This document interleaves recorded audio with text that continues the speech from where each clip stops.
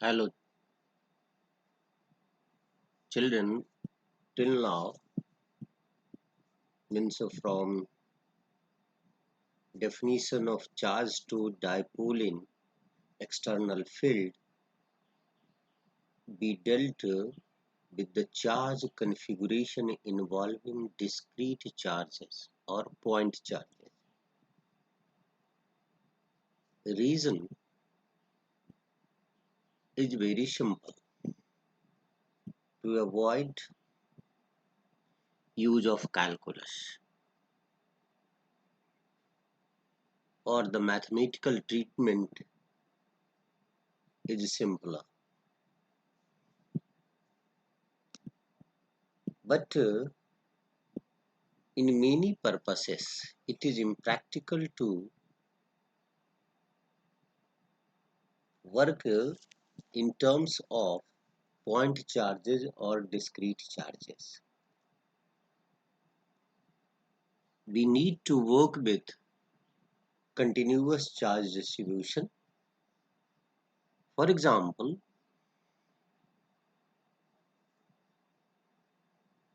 if we take a charged wire,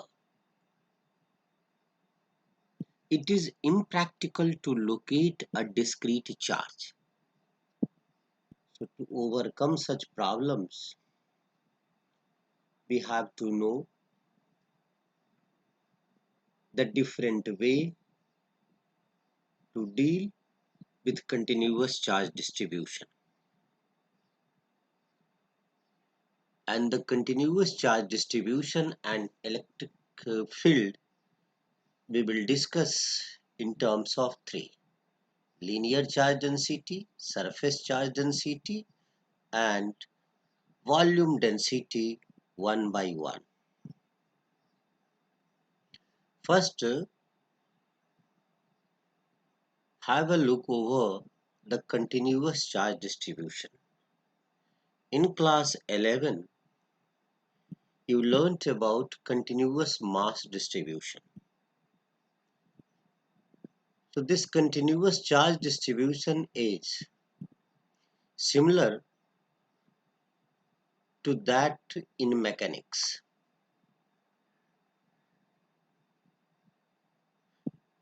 A system of closely spaced charges is said to form a continuous charge distribution.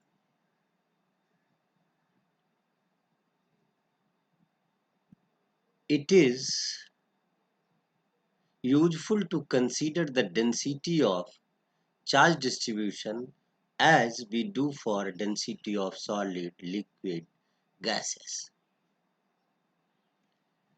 Now, we will start our discussion one by one, that is linear charge distribution, surface charge distribution, and volume charge distribution. First, linear charge distribution or line charge distribution. Later, a charge Q is spread over a line. Here, we are taking a small portion of this line, let its length as dl, which contains the charge dq. If this line is much larger, then this dl can be taken as elementary length. So the charge can be treated as discrete charge. So the linear charge density is the charge per unit length. So we can say if the whole line having the charge q, then we say q by L is linear charge density denoted by lambda. Over a long line, we have to sum up all these dq. So we can say the total charge dq is equal to integration lambda dl. Now, electric field due to the line charge lambda dl, we can use the Coulomb's law. Here the charge del q or dq, that is equal to lambda dl. Here at P, we want to find electric field which is at distance from this point. Here we have taken it as origin. So del E equal to 1 by 4 pi epsilon naught lambda dl r square by r square in the direction O to P.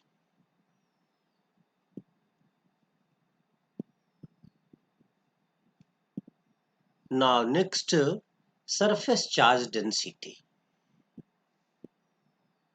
Let charge Q spread over the surface of area S. We have to discuss here first the surface charge density, which is the charge per unit area denoted by sigma. So sigma equal to dq by ds, and its unit will be coulomb per meter square. The charge on the surface ds, it will be, here we have taken dq, so dq equal to sigma ds, and the total charge in terms of surface charge density, that will be either summation sigma ds or integration sigma ds. Now let here P is a point where we want to find electric field due to this surface charge distribution. Again, we will use the Coulomb's law, and using Coulomb's law we can say electric field at P due to elementary charge is 1 by 4 pi epsilon naught sigma del S by R square along the direction of O to P. So the electric field due to all the charges which is distributed over the surface will be summation 1 by 4 pi epsilon naught sigma del S by R square into unit vector R, or 1 by 4 pi epsilon naught surface integral sigma ds by R square unit vector R. And the third is volume charge density. Once again, consider a cube or a volume which is charged. Let a small volume having the dV having the charge dq here. So the charge per unit volume, that is dq by dV, is volume charge density. So rho equal to dq by dV. So its unit will be coulomb per meter cube. And the total charge will be summation rho dV or volume integration rho dV. Now if again, once again, as earlier, we want electric field due to this. Let a point P at which we want electric field by using Coulomb's law as earlier. Once again we will get the result vector E equal to 1 by 4 pi epsilon naught volume integration rho dV by R square unit vector R. So hope it is clear to you line charge distribution, that is linear charge density, surface charge density and volume charge density. Even the charges is not discrete, but we can use the concept of physics as of discrete charges here. Next, we will discuss Gauss law and its application, which is very important for our CBSE examination point of view and for higher education. Here some of question given as assignment. Try to solve. Thank you.